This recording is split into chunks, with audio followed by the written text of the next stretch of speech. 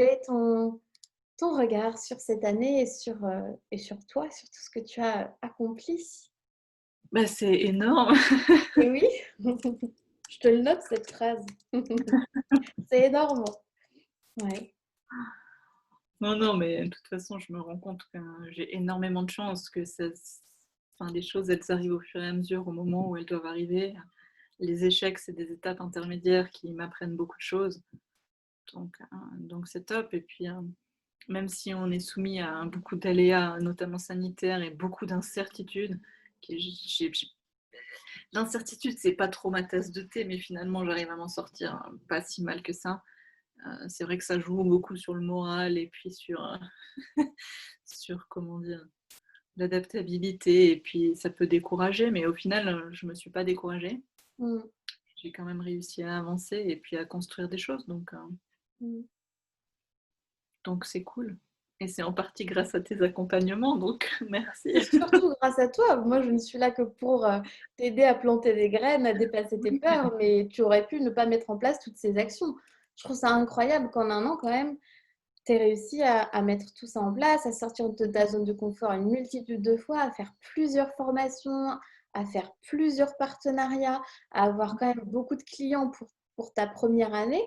Enfin voilà, c'est quand même c'est pas rien, c'est pas tout le monde n'arrive pas à mettre tout ça en place, encore moins en seulement 1 an. Donc est-ce que tu as la sensation d'être fière déjà de tous ces accomplissements? Oui, oui, oui. Bah, fière et puis surtout mieux avec moi-même. Ouais. Enfin, parce que si je réfléchis au début d'année ou même à l'année dernière, j'étais pas, je me sentais pas bien. Quand tu vois hier qu'on a fait un repas avec mes anciens collègues, ils m'ont dit: «Ah mais tu as super bonne mine». Ah super! Merci! Vous voyez que ça va mieux maintenant que je suis plus là-bas. Tu as bien fait. Oui, Ouais. bon, enfin, de mes anciens collègues, il y en a plus qu'un qui est là-bas, hein. Les 2 autres, il y en a qui étaient à la retraite et puis il y en a un, c'était mon ancien chef qui était parti, donc Mmh. il y a plus grand monde là-bas et puis ils étaient tous en pleine forme, mais ça fait plaisir quand on te dit ça. Et puis, Bien enfin, il y a sûr. d'autres personnes qui m'ont dit aussi: «Ah, tu as l'air bien». C'est Merci. génial.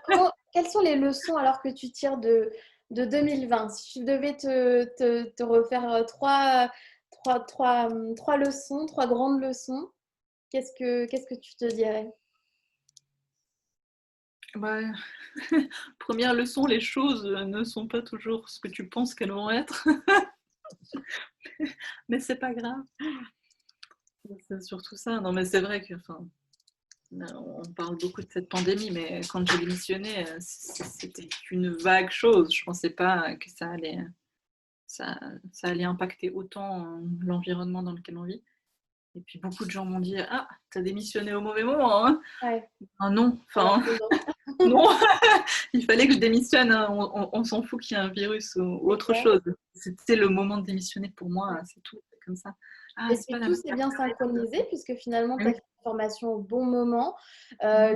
Les confinements, enfin en tout cas la pandémie a fait que plus de gens avaient envie de reprendre soin de leur corps en ligne. Donc finalement les choses se sont bien passées. Donc c'était exactement le bon moment puisque c'était le moment où tu en avais besoin.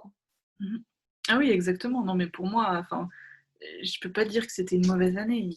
Enfin, il y a plein de choses autour qui disent: «Ah, vivement que l'année se termine» et cetera.